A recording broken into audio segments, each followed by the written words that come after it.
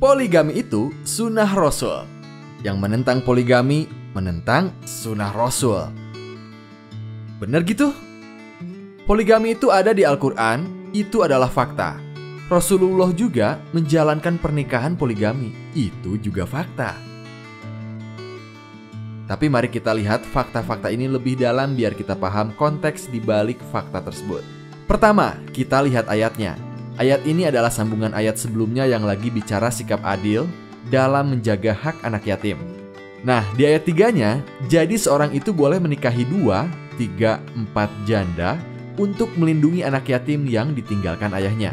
Jadi dari rangkaian ayat ini, tema intinya adalah keadilan. Tentang angka 2, 3, 4 perempuan itu sebetulnya mengandung semangat pembatasan jumlah. Soalnya zaman itu orang Arab bisa menikahi banyak perempuan, bahkan bisa sampai 50. Jadi daripada 50, mendingan 2, 3, 4 aja deh.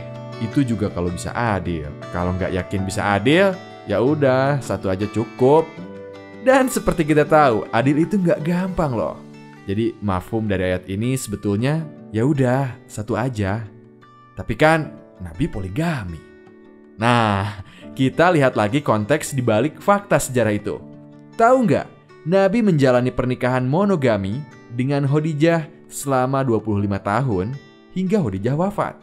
Nabi nggak pernah menduakan Khadijah, istri yang paling dicintainya. Rasulullah baru menikah lagi 5 tahun kemudian. Itu pun karena para sahabatnya yang nggak tega melihat Rasulullah mengerjakan berbagai pekerjaan rumah dan mengurus anak sendiri tanpa didampingi istri. Atas dorongan para sahabat, Rasul menikahi Saudah, seorang wanita yang sedikit lebih tua darinya, berkulit gelap, berperawakan besar, seorang janda yang ditinggal wafat oleh suaminya saat hijrah ke Abisinia. Rasulullah baru menjalani poligami saat menjadi pemimpin umat di Madinah. Setidaknya ada 3 alasan utama pada setiap pernikahannya. Pertama, alasan politis. Dalam tradisi kesukuan, menikahi perempuan dari suku lain bisa menjadi sarana diplomasi yang efektif. Misalnya pernikahan dengan Juwariyah binti Al-Harith yang bertujuan mendamaikan perselisihan dengan Bani Mustalik, karena Juwariyah adalah putri salah seorang pemimpin suku tersebut. Kedua, alasan kemanusiaan, yaitu untuk memberi perlindungan pada janda dan anak yatim yang ditinggal wafat suaminya.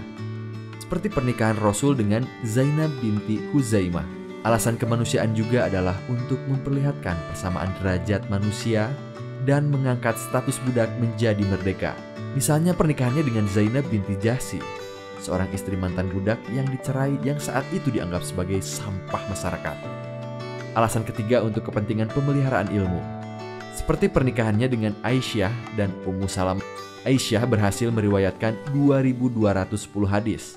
Ummu Salamah yang cerdas selalu menjadi teman diskusi dalam berbagai urusan agama dan membantu mengajar Islam kepada para perempuan. Meski Rasulullah mempraktikkan poligami, tetapi Rasul melarang menantunya sendiri, yaitu Ali, untuk poligami. Tentu saja ada alasan dan konteks di belakangnya. Para ulama juga nggak tunggal memahami ayat poligami. Ada beberapa ulama yang melarang poligami seperti Muhammad Abduh, seorang ulama besar dari Mesir penulis tafsir Al-Manar. Nah, itulah konteks di balik fakta ayat poligami dan sirah Nabi. Jadi nggak sesederhana rumah makan ya, Ferguso. Udah nggak akan selesai kalau ngomongin poligami. By the way, dari tadi ngomongin poligami, jangan-jangan monogami aja belum.